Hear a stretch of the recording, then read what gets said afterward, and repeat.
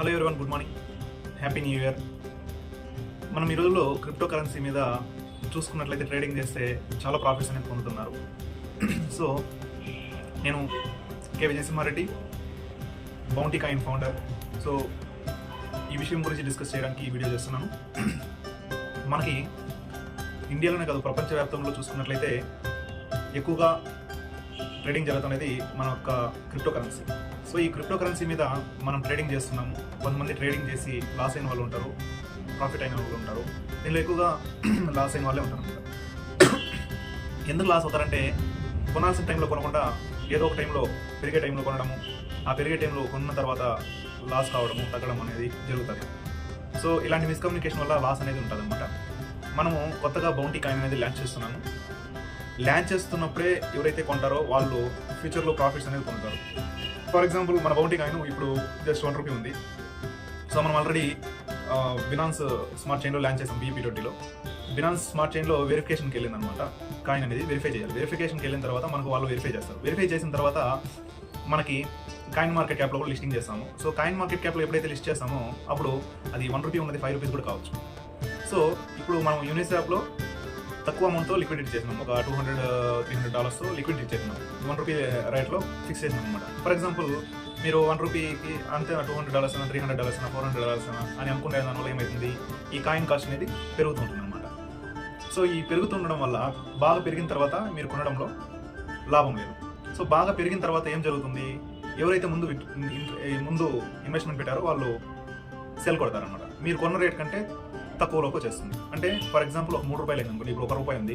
అందరూ అంటే మనం లిక్విడిటీ చేసినది ఎంత అమౌంట్, ఒక 10,000 బౌంటీ కాయిన్స్ని మనము ఇది లిక్విడిటీ చేస్తున్నాం ₹1 లెక్కన, అంటే ₹10,000. సో ఎప్పుడైతే 10,000 కాయిన్స్ సేల్స్ అవుతుందో అప్పుడు ఏకదం కాయిన్ కాస్ట్ ₹2 వస్తుంది. సో ఇక్కడ ₹2 వస్తుంది కదా, ఈ ₹2 వచ్చే లోపల ఎవరైతే కొంటారో వాళ్ళకి ప్రాఫిట్, అంటే ₹1 కానీ ₹1.5 అనుకుంటే ఒక ₹1.50 అట్లా ప్రాఫిట్ వస్తుంది. ఎప్పుడైతే ₹2 అవునప్పుడు కొనే వాళ్ళు ఉంటారో, కొన్నప్పుడు ఏమవుతుంది, ఆటోమేటిక్ కాయిన్ వీళ్ళు ఎవరైతే ₹1 కొన్నారో, ₹1.5 కొన్నారో వాళ్ళు అమ్ముతా వస్తారు. ₹3 అయినప్పుడు అమ్మేటప్పుడు ₹3 కొన్న వాళ్ళకి ఏమవుతుంది, డౌన్ అవుతుంది అనమాట. అందుకే మీరు ₹2 ఉన్నప్పుడు కొన్నారనుకోండి, ₹1 ఉన్నప్పుడు కొన్నారనుకోండి, కొనుక్కుంటా వెళ్ళారంటే ఎప్పుడైతే ₹3 వస్తుందో అప్పుడు మీరు సేల్ కొట్టుకున్నప్పుడు కానీ కొంత ప్రాఫిట్ అనేది వస్తుంది అనమాట. సో ఇలాగా మీరు నెగ్లెక్ట్ చేయకుండా, బ్యాక్ స్టెప్ చేయకుండా, ఈ కాయిన్ ఉంటుందో పోతుందో లేదో తెలియకుండా ఉంది అని అనుకునే మనస్తత్వం నుంచి బయట వచ్చి, ఫర్ ఎగ్జాంపుల్ నేను చిన్న విషయం చెప్తాను మీకు. మనం ఒక చోట ఇన్వెస్ట్మెంట్ పెడుతున్నాం, అది పోతుందో వస్తుందో తెలియదు, కానీ మనం పోతుంది అని అనుకునేసి కానీ పెట్టేసినాం అనుకోండి, ఆ డబ్బు మీద మనం ఎప్పుడు కూడా కానీ కాన్సన్ట్రేట్ చేయకూడదు. అంటే పోతే పోనీ వస్తే రాని అనే లెక్కలో పెట్టామంటే ఖచ్చితంగా మనకి ప్రాఫిట్ అనేది వస్తుంది. పెద్ద పెద్ద ఇన్వెస్టర్స్ అంతా కూడా చూడండి, అక్కడ వస్తుందా పోతుందా అని ఆలోచించారు. ఫస్ట్ ఇన్వెస్ట్మెంట్ పెట్టామా లేదని ఆలోచిస్తారు అన్నమాట. అందుకే వాళ్ళు ఎక్కువ సంపాదించుకొని కోటీశ్వరులు అవుతున్నారు. ఇట్లా ఆలోచించే వాళ్ళు ఏం చేస్తున్నారంటే, ఇన్వెస్ట్మెంట్ పెట్టడానికి వెనకడిగేసి వేరే సమయం, అంటే అది పెరిగే సమయంలో వేస్తున్నారు. వీళ్ళు ఎవరైతే అనుకోకుండా, అంటే ఏమీ ఆలోచించకుండా వేసి ఇన్వెస్ట్మెంట్ పెడుతున్నారో వాళ్ళు ఆ రోజు ప్రాఫిట్ తీసుకుంటున్నారు. సో ఇక్కడ ఏం జరుగుతుందంటే, కోటీశ్వరుడుగా చేసే వాళ్ళు ఈ మిడిల్ క్లాస్ వాళ్ళు. ఎట్లంటే మిడిల్ క్లాస్ వాళ్ళే ఇలా ఆలోచించేది, వేద్దామా వద్దా, పోతుందా ఉంటుందా అని ఆలోచించేది అనమాట. సో ఇలా ఆలోచించే దానివల్ల ఏమవుతుందంటే, అంటే మిడిల్ క్లాస్ వాళ్ళే కాదు, కోటీశ్వరుల్లో కూడా ఇలా ఆలోచించే వాళ్ళు ఉన్నారనమాట. ఇలా ఆలోచించే వాళ్ళు ఎప్పటికీ ఆ రేంజ్లోనే ఉంటారు, కానీ రేంజ్ అనేది దాటలేరు అనమాట. కొంతమంది ఎవరైతే ఇన్వెస్టర్స్ ఉన్నారో వాళ్ళు ఆల్రెడీ దెబ్బలు బాగా తింటారు, అంటే లాస్ అవ్వడము, గెయిన్ అవ్వడం ఇవన్నీ జరిగి ఉంటాయి. సో వాళ్ళు ఏమనుకుంటారంటే, ఎంతో లాస్ అయినాము, ఇక్కడ ₹1 వేద్దాము, లాస్ అవుతాము, గెయిన్ అవుతాము, చూద్దాము, మళ్ళీ కదా మళ్ళీ అని చెప్పి వేసేస్తారు.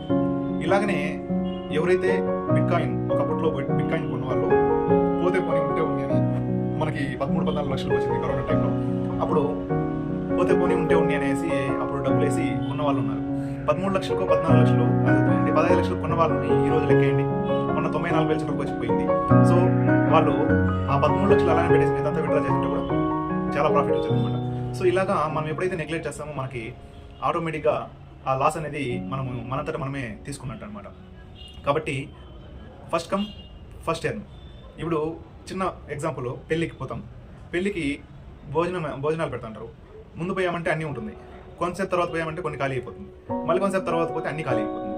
ఇలాగా అన్ని ఖాళీ అయిపోతే ఆకలితో మళ్ళీ తిరిగి రావాలి. ఇదే పరిస్థితే కొంతమంది ఆలోచించే విధానం. అది మిడిల్ క్లాస్ వాళ్ళు కావచ్చు, హయ్యర్ క్లాస్ వాళ్ళు కావచ్చు, ఎవరైనా కూడా కావచ్చు, ఆలోచించే విషయం కొన్ని ఇట్లా ఆలోచించే వాళ్ళు ఉంటారనమాట. ఇలాగా ఆలోచించడం అనేది తగ్గించేసి అది ఉంటుందో పోతుందో రెండో కథ, దాంట్లో లాభం వస్తుందో నష్టం వస్తుందో రెండో కథ. ఫస్ట్ మనం ఇన్వెస్ట్మెంట్ పెట్టాలి. ఈ ఆలోచన కానీ పెట్టుకున్నట్లయితే మనం మంచి స్టేజ్లోకి వెళ్తాము.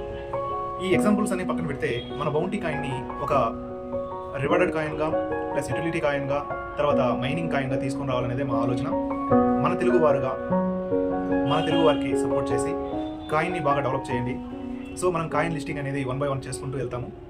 ఈ కాయిన్ లిస్టింగ్ 1 by 1 చేసుకుంటూ పోయే కొద్దీ మనకు వరల్డ్ వైడ్ కూడా ఈ కాయిన్ సేల్స్ అనేది జరుగుతుంది. ప్రస్తుతానికి మనము BNB BEP20 బ్లాక్ చైన్లోనే మనం రన్ చేస్తున్నాము. త్వరలో అంటే బాగా కాయిన్ లిస్టింగ్ డెవలప్మెంట్ అంతా బాగా జరిగిన తర్వాత మన ఓన్ బ్లాక్ చైన్ తీసుకుని వచ్చే అవకాశం ఉంటుంది, మన ఓన్ ఎక్స్చేంజ్ కూడా తీసుకుని వచ్చే అవకాశం ఉంటుంది. సో ఇది ఫ్యూచర్ అప్డేట్ అనమాట. ఇది ఎప్పుడు చేస్తాను అంటే 2026కే చేస్తాను, 2030కే చేస్తాను నేను చెప్పను. నాకు ఫండ్ రైజ్ అవ్వాలి. ఫండ్ రైజ్ అయిన తర్వాతే నేను చేయగలుగుతాను. సో ఫండ్ రైజ్ అయిన తర్వాత చేస్తాను.